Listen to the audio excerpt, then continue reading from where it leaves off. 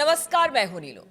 तो गजा में जिस तरह से जितने बंधक थे इजरायली उनको छोड़ दिया गया और कहा गया कि अब गजा में शांति देखने को मिलेगी, लेकिन ये शांति कितने देर की होगी, सबसे बड़ा सवाल यही था। और इसी पर अब बातचीत आज हम करेंगे कि ये शांति तो 24 घंटे भी नहीं चली। क्या कुछ इस 24 घंटे में हुआ? बंधक तो जितने थे उसे छोड़ दिया गया, लेकिन अभी भी जो इजरायली बंधक थे जिनकी मौत हुई उसे नहीं छोड़ा गया। और इसी बीच हमास ने अपने हथियार लहराकर बहुत कुछ बयां कर दिया है। उसकी तरफ से कुछ बयान भी आए हैं, उनकी तरफ से कुछ एक्शन भी लिया गया है। आज बात यही होगी कि शांति कब तक कायम रहेगी। बातचीत करने के लिए मयंक मेरे साथ है। मयंक, गजा में जिस तरह की स्थिति थी, अभी कल परसों की बात है, हमने देखा कितनी खुशी थी चेहरे पर जब बंधक रिहा किए गए और लगा कि अब गजा शांत हो जाएगा, सब कुछ ठीक हो जाएगा, शांति वार्ता आगे बढ़ेगी और जो एक आध दो पॉइंट पर मामला अटक रहा है उस पर भी बातचीत होगी। लेकिन बीते 24 घंटे में, हमने तो कल बात की थी 72 घंटे की, लेकिन बीते 24 घंटे में जो गजा में हुआ है वो बहुत सारे सवाल इस शांति वार्ता को लेकर उठ रहे हैं। देखिए, हमने आपको कल बताया था, जैसा नीलू बता रही है, कल हमने आपको कहा था कि आप 72 घंटे वेट करिए, सीज फायर पलट जाएगा। और देखिए, अभी सिर्फ 24 घंटे हुए हैं। कल हमने इसी टाइम पे वीडियो पोस्ट किया था, 24 घंटे के अंदर सीज फायर खतरे में है। और ये देखिए, ये दावा सिर्फ हमारी तरफ से किया गया था। हमारे चैनल में हमने ये बात विश्लेषण किया था कि सीज फायर खतरे में है और ये भी बताया था कि क्यों खतरे में है। और हमारा अनुमान था कि 72 घंटे बाद ये हालात बनेंगे, वो 24 घंटे में बन गए। और देखिए, ऐसा क्यों हुआ, इसके जो बड़े डेवलपमेंट है, देखिए सबसे बड़ी बात यह है, जहां से ये पूरा मामला पिछले 24 घंटे में शुरू हुआ, सबसे पहली बात तो ये निकल के सामने आई कि हमास ने 4 और डेड बॉडीज जो हैं बंधकों की, वो वापस करी इसराइल को। 20 अभी डेड बॉडीज ऐसी और हैं, 20 शव ऐसे हैं जो हमास के पास होने की बात इसराइल कह रहा है और वो वापस लौटाए जाने हैं। इसको लेकर नेतन्याहू ने कहा कि आप अगर बंधक वापस नहीं कर रहे हैं तो आप सीज फायर तोड़ रहे हैं। ये बयान आया नेतन्याहू का। डोनाल्ड ट्रंप का भी बयान आया है, उन्होंने भी कहा है कि हमास जो बंधक हैं, जो जिनकी डेड बॉडीज हैं उनके पास, वो वापस कर दे फौरन, जैसा कि शर्तों में तय हुआ है। लेकिन हमास का कहना ऐसा है कि ये जो 20 डेड बॉडीज की आप बात कर रहे हैं, ये इजराइल के हमले की वजह से जो इमारतें गिरी, बिल्कुल, उसके नीचे जो तबाही हुई, मलबा गिरा, उसके नीचे ये डेड बॉडीज दबी हो सकती हैं। और हमको इसको खोज के वापस करने में टाइम लगेगा, ये आसान काम नहीं है। और इसी तरह का बयान कुछ सऊदी कंट्रीज की तरफ से भी आया, अरेबियन कंट्रीज की तरफ से भी आया है। उनका भी ये कहना है कि हो सकता है कि ये जो मलबा गिरा है, इसके नीचे ये डेड बॉडीज हों और ये बड़े पैमाने पर डिस्ट्रक्शन हुआ गाजा में, तो वहां पे उसको खोजना पहली बात तो बड़ा मुश्किल काम है। और दूसरा ये कि अगर उसे खोजने की कोशिश भी की जाती है तो इसमें थोड़ा टाइम लगेगा। तो अब इस बात को लेकर, ये 20 डेड बॉडीज को लेकर इजराइल और हमास आमने सामने है फिर से। और जो बड़े डेवलपमेंट है इस समय की, जो बड़ी खबर है कि Israel to restrict aid into Gaza. Israel ने जो सहायता कल 24 घंटे पहले अंदर पहुंचनी शुरू हुई थी, जो 6 क्रॉसिंग से सामान अंदर जाना शुरू हुआ था, इजराइल ने उसको आधा कर दिया। अभी से कमी आ गई है, फिर कम कर दिया उसको। उसने कहा है कि जब तक आप डेड बॉडी नहीं देंगे तब तक हम अंदर जो सहायता जा रही थी उसको रोक देंगे। देखिए, सिर्फ 24 घंटा हुआ है। हमने आपको कल ही बताया था कि बहुत ज्यादा अविश्वास है इजराइल और हमास के बीच में। डेड बॉडी की ही मतलब ना देने की बात नहीं हो रही है। मैं कहा यह जा रहा है कि जब बंधकों की रिहाई, जिस हमास को हथियार छोड़ने को कहा गया, जब बंधकों की रिहाई हुई, उन्होंने अपने लेटेस्ट हथियार लहराए, वहां पर मिसाइलों का प्रदर्शन किया और कल बताया जा रहा है कुछ लोगों के मारे जाने की भी खबर है हमास द्वारा। देखिए, वो मामला ऐसा है कि 8 लोगों को कल सार्वजनिक रूप से गजा में हमास के जो लड़ाके हैं उनकी तरफ से उनको एग्जीक्यूट कर दिया गया, गोली मार दी गई। हमास का कहना ऐसा है कि ये 8 लोग वो हैं जो पिछले कुछ वक्त से लगातार इजराइल की मदद कर रहे थे, इजराइल के लिए जासूसी कर रहे थे और इजराइल के लिए काम कर रहे थे। इस वजह से हमास ने उन्हें जो है वो सजा दी है। और जैसा कि अभी बताया जा रहा है कि फिलहाल गजा में अगर आप देखें पिछले 3-4 दिनों का डेवलपमेंट, हमास तेजी के साथ एक बार फिर पावरफुल होता दिखाई दे रहा है पूरे गजा में। ना सिर्फ हथियारों की बात है बल्कि कई ऐसी चीजें, कई ऐसे वेपन्स सामने आए हैं जो पहले हमास के पास नहीं देखे जाते थे सार्वजनिक रूप से। उसमें बिल्कुल। टैंक्स भी हैं। तो ऐसे कई सारी चीजें जो है वो हमास ने अपने बड़े ही आधुनिक हथियार जो हैं वो पिछले 2-3 दिनों के अंदर दिखाए हैं। और ऐसा बताया जाता है कि डोनाल्ड ट्रंप की तरफ से हमास को फिलहाल ये अनुमति दे दी गई है कि जब तक कोई एक नई व्यवस्था नहीं बनती है तब तक आप गजा में हथियार के साथ रह सकते हैं।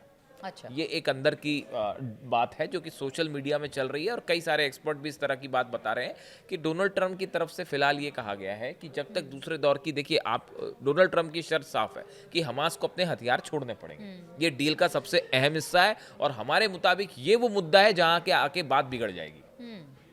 हमास की तरफ से हथियार छोड़ना, हमास का एडमिनिस्ट्रेशन में कोई हिस्सा नहीं होना और जो नई अथॉरिटी रूल करेगी वो कब तक रूल करेगी, ये 3 मुद्दे ऐसे हैं जिसको लेकर सहमति होना असंभव है, इम्पॉसिबल। और फिलहाल जो स्थिति बताई जा रही है, जो हमास की तस्वीरें जो आप पूछ रहे हो कि हमास ने हथियार दिखाए या ऐसी तस्वीरें क्यों बाहर आ रही हैं जिसमें हमास पहले के मुकाबले ज़्यादा पावरफुल होता दिख रहा है, इसकी वजह यह है कि ऐसा बताया जाता है कि फिलहाल जब तक गजा में कोई नया व्यवस्था नहीं हो जाती, हालांकि 200 सैनिक अमेरिका की तरफ से भेजे जा रहे हैं जो कि इस पूरी पीस वहाँ डील पर, को हाँ। मॉनिटर करेंगे और एक इंटरनेशनल फोर्सेस भी जाने की बात है, लेकिन ये सब काम करने में वक्त लगता है, एकदम से नहीं होता। तो फिलहाल इस तरह से एक अंडरस्टैंडिंग शायद डोनाल्ड नहीं, ट्रंप से लेकिन की हर तरफ बार से है। हमने देखा है कि जब भी किसी तरह से, चाहे इजराइल या अमेरिका की तरफ से, देखिए हमास से आज ना कल तो ये कहा गया है ना कि भाई आप बात कीजिए और अपने हथियार को छोड़, लेकिन ऐसे समय में जब 24 घंटे भी नहीं हुए हैं इस वार्ता को शुरू होने में, या कुछ कुछ बातों पर सहमति बन गई, कुछ पर अभी आगे बहुत लंबी बातचीत चलेगी, वैसे में हथियारों का प्रदर्शन तो यही बताता है कि जो हमास है वो शायद जिस बात को कहा गया है कि आप अपना हथियार छोड़ दें, उसको मानने को उसकी तैयार वजह नहीं ये है। है, ये उसकी भी वजह ये है कि हाँ। उसकी वजह ये है कि हमास की तरफ से ये सवाल बार बार हो रहे हैं कि इस बात की क्या गारंटी है कि हम हथियार छोड़ दें उसके बाद जो है वो आप गजा पे अटैक नहीं करेंगे या वही गजा मैं में कह रही हूँ एक्सपेंशन कि नहीं होगा। उन्हें भी एक इनसिक्योरिटी है बिल्कुल, को इस बात को लेके शुरू से डे 1 से डेडलॉक है इस बात को लेके। हमास का कहना ऐसा है कि अगर हमने हथियार छोड़ देते हैं, अगर हमास हथियार छोड़ देता है, उसके बाद इस बात की क्या गारंटी होगी कि इजराइल जो है उसके बाद गजा में अपनी फोर्सेस को अंदर नहीं भेजेगा। ईरान की तरफ से भी इस तरह की वार्निंग आई, हमास को लेकर कहा गया कि आप डील करिए ठीक है, लेकिन बड़ी सावधानी से आगे बढ़िए। बल्कि ये पूरी डील में एक बड़ी भूमिका ईरान की भी है, इसमें कोई शक नहीं है। अदरवाइज डोनाल्ड ट्रंप कभी ईरान को थैंक यू नहीं कहते इस डील के लिए। डोनाल्ड ट्रंप ने ईरान को थैंक यू कहा, इसका मतलब यह है कि बैक चैनल से ईरान की बहुत बड़ी भूमिका रही। लेकिन ईरान इस बात को भी समझता है, ईरान का ये कहना है कि ठीक है आप डील करिए, पीस जरूरी है, फिलिस्तीनियों की शांति जरूरी है, उनके लिए खाने पीने का सामान इस समय ज़्यादा ज़रूरी था, इसलिए बल्कि ये डील करना। आप देखिए इस डील की एक बड़ी वजह जो मैं समझ पा रहा हूँ, अगर आप नॉर्मल सर्कमस्टांसेस की बात करते तो किसी सूरत में डील नहीं हो पाती। ये डील होने की 2 बड़ी वजह थी। पहली वजह तो नोबेल पीस प्राइज़ नहीं मिल पाया, अगली बार शायद मिल जाए, कह नहीं सकते। लेकिन जो दूसरी बड़ी वजह थी कि ये बात हर शख्स महसूस कर रहा था पूरी दुनिया में, पूरे यूरोप में, ईरान हो चाहे हर देश जो कि फिलिस्तीनियों का दर्द समझ रहा था, वो ये चीज़ महसूस करता था कि इस समय जो सबसे ज़्यादा ज़रूरी चीज़ है, वो जंग से ज़्यादा ज़रूरी चीज़ है फिलिस्तीनियों के जो फिलिस्तीनी बच्चे हैं उनको खाना चाहिए, दवाई चाहिए, मेडिकल सुविधाएं चाहिए, हॉस्पिटल चाहिए, जो भूख से वहाँ लोग मर रहे हैं उनको सामान चाहिए, इसलिए ये डील ज़रूरी थी। शायद यही वजह है कि इसके लिए ईरान ने भी कन्विंस किया हमास को कि go ahead with the deal और आप फिलहाल तो डील करिए पहले फेज़ की, इसीलिए इसको फेज़ में रखा गया। अब सवाल ये है, हथियार छोड़ने की बात है, ये बिल्कुल आसान नहीं होगा। ये इस डील को प्रैक्टिकली जब आप देखने की कोशिश करेंगे और इस सूरत में जिसमें 24 घंटे के बाद इस तरह के बयान आ जाए कि हम एड आधा कर देंगे, आप जो नहीं, मुझे आपके दूसरी बात पर थोड़ी सी मतलब आपत्ति भी लगती है कि अगर बच्चे और महिलाओं का इतना ख्याल रहता, बहुत पहले इस बातचीत को आगे बढ़ाया जा सकता, और अभी जो स्थिति बनी है उससे भी तो कहीं बेहतर गजा के हालात नहीं दिखाई दे रहे हैं। देखिए इसकी जो मैं इसका जवाब मैंने कल भी वीडियो में दिया था कि जब भी किसी 2 देशों के बीच वॉर जैसी सिचुएशन होती है, आप देखिए चाहे वो गजा और इजराइल की बात हो, चाहे ईरान और इजराइल की बात हो, या किसी भी यूक्रेन या रूस की बात हो, जब भी एक बार एक युद्ध जैसी स्थिति हालात शुरू होते हैं तो उसके बाद एक चेन रिएक्शन की तरह उसके पीछे एक्शन रिएक्शन शुरू हो जाता है। कि आपने एक हमला किया, सामने वाले ने 2 हमले कर दिए, आपने 2 हमले किए, अगले ने 4 हमले कर दिए। ये जो प्रोसेस शुरू हुआ था पिछले 2 साल से जो गजा में चल रहा था, ये कहीं खत्म होने का नाम ही नहीं ले रहा था। और खासकर जब इस ऐसे एक्शन के पीछे आपका एजेंडा हो, अगर आप इस एजेंडे पे काम कर रहे हैं कि हम गजा से पूरे फिलिस्तीनियों को ही हटा देंगे, अगर आप इस एजेंडे पे काम कर रहे हैं और पब्लिकली आप ये कह भी रहे हैं कि फिलिस्तीनियों से अपील है कि वो पूरा गजा छोड़ के चले जाएं, तो इस सूरत में बड़ी स्वाभाविक सी बात है कि नहीं, तो अब जंग नहीं रुक अमेरिका सकती। या ट्रंप शांति दूत बनकर जरूर आए हैं, लेकिन जो नेतन्याहू, उनकी मंशा तो आज भी यही है कि गजा से वहां पर फिलिस्तीनियों को हटा दिया जाए। तो आप इस मंशा के साथ अगर आगे बढ़ेंगे तो कैसे बढ़ पाएंगे? अब यही एक बड़ी समस्या है कि इसमें जो है अरब कंट्रीज जो हैं, क्या वो हमास को रेडी करवा पाएंगी हथियार छोड़ने के लिए? हाँ, और मतलब हथियार, सवाल हाँ, ये सबसे बड़ा इस वक्त यही है। और इसमें कितना टाइम लगेगा? हाँ। ये 2-3 चीज़ें हैं और फिलहाल ऐसा लगता है कि इस बीच में चीज़ें जो है 24 घंटे में ही अगर वो इतनी तेजी से बिगड़ना शुरू हो गई हैं, और यहाँ वही बात कह यहाँ रही तक आ गई है कि जिस बात को जश्न हो रहा था, हाँ। जो 600 ट्रक एंटर हो रहे थे उसको अब रोक दिया जा रहा है कि आधा कर दिया जाएगा, या जो रफा बॉर्डर है उसको खोलने में देरी की जाएगी। और जब तक वो डेड बॉडी, अब देखिए ये बड़ा एक डेडलॉक नया खड़ा हो गया है। हमास कह रहा है कि साहब हमारे पास वो 20 डेड बॉडीज कहाँ हैं वो हमें नहीं पता, या उसे खोजने में टाइम लगेगा। और कुछ अरेबियन कंट्रीज की तरफ से भी इस तरह का बयान है कि हो सकता है कि वो वाकई उसके नीचे दबी हो मलबे में और खोजने में टाइम लगे। तो इस सूरत में तो फिर सीज फायर फिर खतरे में पड़ता दिखाई दे रहा है। और इसराइल की तरफ से ये भी वार्निंग आ रही है कि अगर ऐसा नहीं होता है तो फिर हम दूसरे तरीके से, जो हमने नेतन्याहू ने कल बयान दिया था कि अगर अपनी शर्तें पूरी नहीं होती है तो हम दूसरे तरीके से पूरी करवाएंगे। तो ये दूसरी तरीके से पूरी करवाने का मतलब है कि सीज फायर जो है वो मुश्किल में दिखाई दे रहा है। बिल्कुल, तो सीज फायर जो है मुश्किल में है। और देखिए, यही छोटी छोटी बातें आगे चलते चलते बड़ी हो जाती हैं। शांति की वार्ता का पहला फेज बीता, आगे की बातचीत होनी थी, लेकिन उससे पहले ही मुश्किलों का दौर एक बार फिर से शुरू हो गया है।